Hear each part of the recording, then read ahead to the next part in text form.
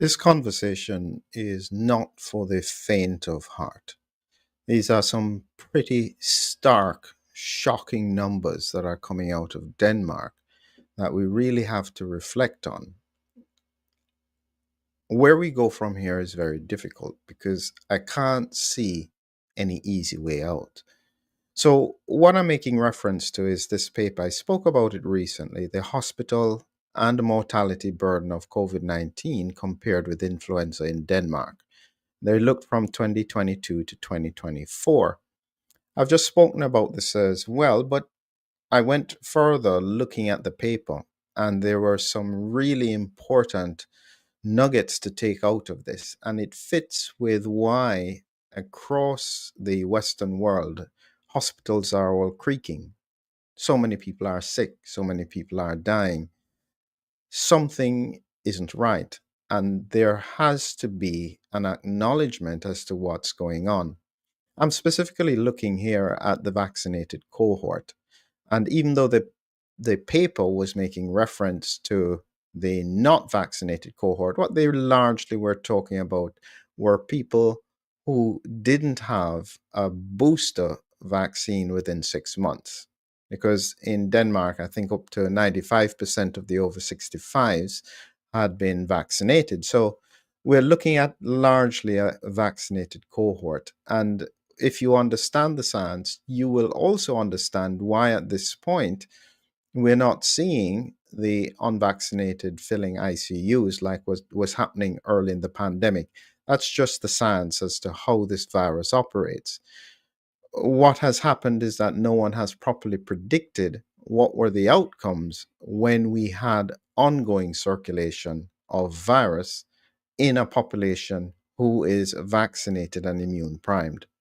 This is where we have some pretty serious questions. In preparation for the future, one of the things that I'm taking on is this concept about the spike detox.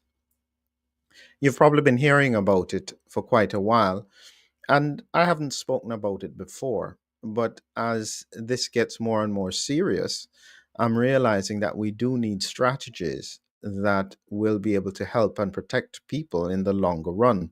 So if you're interested, use the link in the description below to join me on the webinar that's going to be on the 13th of February, where I'll discuss that in more detail and try and see if I can give some ideas as to my thoughts, my research, where I think the science is going, and why I think this is going to be quite relevant in the future, not just near, but medium to long term. So I think that there are just some important points to reflect on when we think about what is coming out with regards to different cohorts. The first thing is that why I singled out or specified the vaccinated cohort is you just have to understand some basic science around this. So I'm going to show you some slides as usual, just so that you understand how this works. So we have here, as usual, this is a slide I use all the time, demonstrating the upper airway. And this represents the COVID, SARS-CoV-2, the virus. It enters into the upper airway and primarily in the nasal and nasopharyngeal regions. It replicates. And then as you breathe, some will go out, some will go down into the lungs, and it will infect the lungs. Now, an infection is not the same significance if it's in the upper airway as opposed to if the virus breaks through this mucosal barrier and gets into the systemic circulation.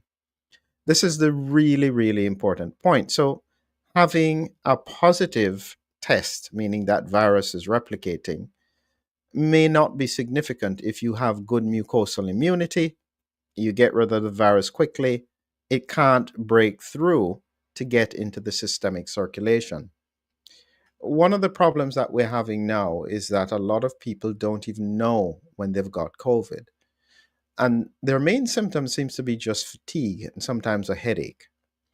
I find that very worrying because what it suggests is that they are not adequately controlling the infection, especially if the fatigue is going on for a longer period of time. And this is what I anticipate is happening, is that they are having what I call viral sepsis. So the virus has broken through their mucosal immune barrier. That's like the wall outside the castle, and it's now inside the castle grounds, circulating in the bloodstream and through the lymph nodes. It's infecting endothelial cells, it's infecting immune cells. This is the pretty serious stage in terms of what I think is going on. And once you understand that this is a part of what I am predicting, you'll understand why these numbers are so significant. So, I'm going to show you a number here, and this is where I said when you break down the numbers, you realize how serious this is. So this is technically what the paper is indicating. Of the patients who were hospitalized with COVID, forget about whether or not they're not vaccinated and boosted. Technically, almost all of them were vaccinated at some point. Of those patients, 9.7%, almost 1 in 10 who were hospitalized, who had a positive COVID test within 14 days, died within 30 days of admission. Those are horrific numbers. If you just think about it, what we're saying is that within 30 days, if a patient had COVID and ended up in hospital, I'm not talking about severe COVID on an ICU. I am talking about they just had a positive test. In 30 days, 1 in 10 are dead. Now, you have to break this down by age group as well. And this is what the age group breakdown is. So when they looked in Denmark, 30-day mortality, you can see here that this is how many were admitted, almost 2,000 between up to 39 years old. Of that, almost 2,000, only 8 people died. So mortality rate of 0.41%. That is still significant in such a young age group. 40 to 65 years old, 4,000 admissions, of which 164 died. That's a 4% mortality rate in that age group. But 65 plus, 18,000 were admitted. 2,189 died, and 11.89% mortality rate. So this is almost 12% of the over 65s who have died within 30 days of admission. I'm just telling you from now, this is horrific. Don't let anyone fool you into suggesting that, wow, we're beyond this, no problem. All those people who are talking about we have vaccinated our way out of this. Remember, those numbers I'm showing you, especially in the over 65s, 95% of them are vaccinated at some point. Look at those numbers. Still, almost 12% of them are dying if they get admitted with COVID. So it shows that 18,000 had a positive COVID test and needed to be admitted. It doesn't mean that that's the only number that had COVID. Quite a lot of people were probably having COVID but didn't need to be admitted to hospital. These are horrific numbers. As I said, when we look at the statistics here, the highest mortality rate was in that over 65 age group of 11.9%, showing that the older adults are at huge risk for ongoing circulation of COVID. You're not hearing about this because it's inconvenient. They don't want to talk about this because if they talk about it, it's likely to hint at a failure in the strategy. because these numbers are not going to stop. At this point, it's 1 in 10. If you leave it alone, it will become 1 in 8, then 1 in 5. Plus, you'll have more people being admitted. This is going to break the system. Health systems across the Western world in highly vaccinated regions will not be able to sustain this kind of pressure. Additionally, when you look at the numbers, and this is where, when you have the viral sepsis, what I've been pointing out is that you are having a depletion of your immune system. You have here the monocytes, even though these are also infected by the virus, so they are actually partially dysregulated. The only ones that are not really affected are the neutrophils, but your lymphocytes are affected, your mast cells not really. But you have these becoming overactive, these becoming dysregulated and underactive. The immune system has been shattered at this point, and there is no easy way out. When we look further, many of the deaths were likely to be driven by pre existing conditions, which were then exacerbated by the viral infection. And this is what it looks like in my mind, that inflammatory explosion. What happens is that after you have the COVID infection, if you have prior immune activation, this just explodes. It's like putting petrol on the fire.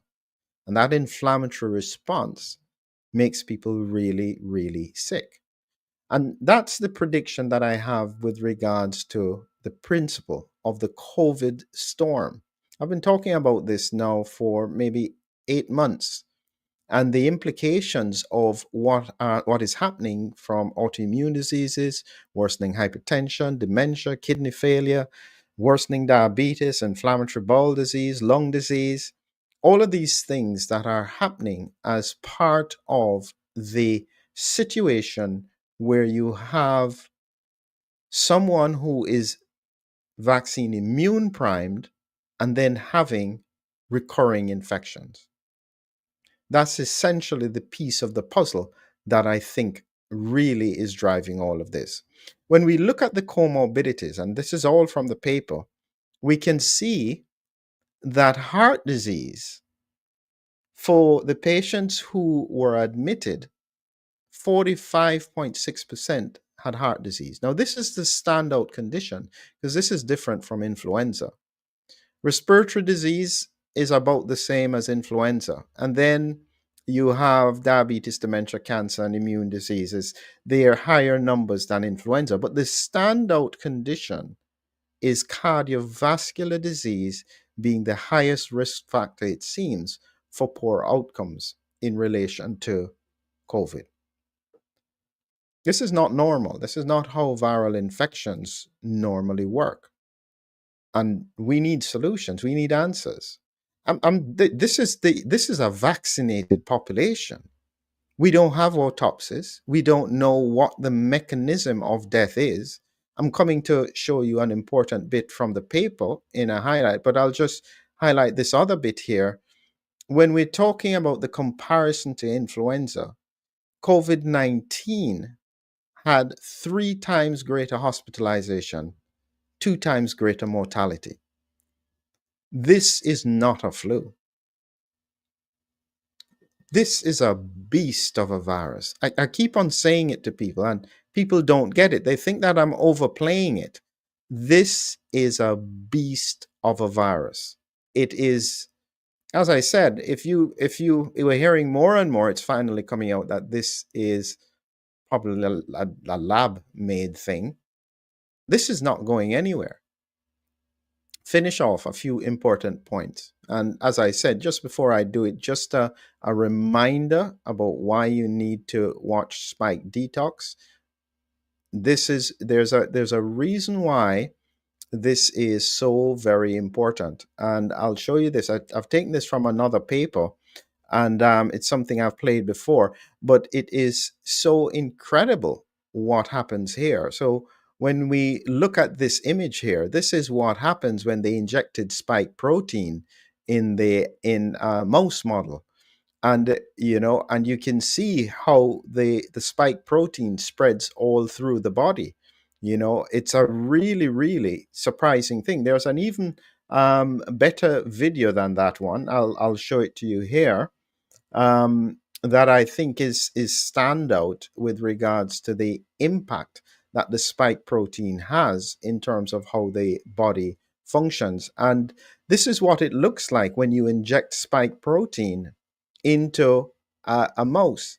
Wherever it's lit up is effectively all over the body. This is where it's going. It tends to go. Look at what happens in the kidneys. Where it's red, it's the kidneys. It goes in the spinal cord. It spreads through all of the parts of the body. The spike protein is literally going everywhere.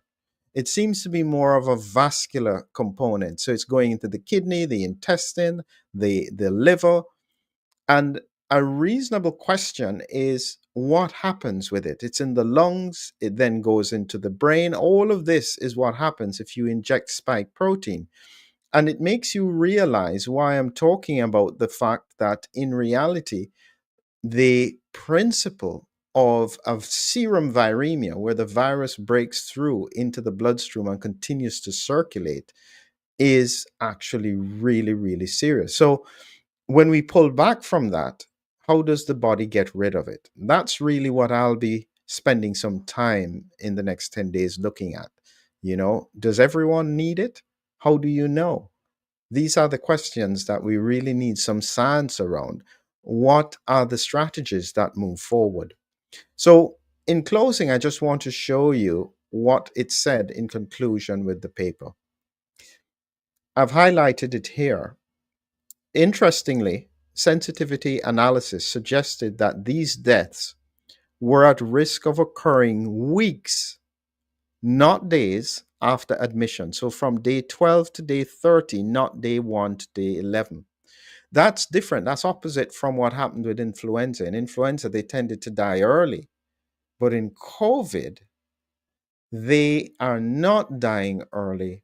And the only reason they connected it to COVID was simply because they knew they were COVID positive. Follow again and look again as to what it continued to say.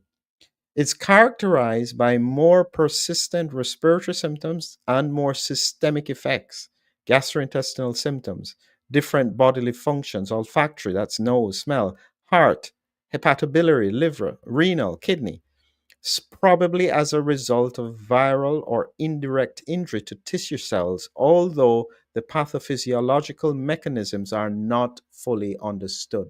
This is what I'm saying. It's not understood because we don't have autopsies. We don't have autopsies. They have been not doing these autopsies. I don't know if they're afraid of the outcomes, because I'm looking for autoimmune responses. I'm expecting significant infiltration of immune cells in the tissues. That's what I'm looking for. And we're not getting the autopsies. But now they've got a problem, because now people are dying and we don't know why. We don't know what to do. 1 in 10. Leave it alone. Another year, it will be 1 in 8. Then 1 in 5. These are pretty stark numbers. And as I said before, this fits in with that COVID storm that I've been talking about. Spike triggered autoimmune response. What we're seeing here is that every time there's a reinfection in that immune primed individual, we then have these kind of autoimmune responses. And this could be why it's driving mortality. So there's a long road ahead. Some people don't like me talking about this stuff. It gets them upset. I understand. But at the end of the day, I'm not here to make you happy. I'm advocating for patients. I'm advocating for the fact that we need to do more research. I'm advocating for the fact that we have failed from a scientific community. When I say we, I don't mean me. I've been calling for it. But there is a failure to address these issues, and they have to be done. Better off late than never.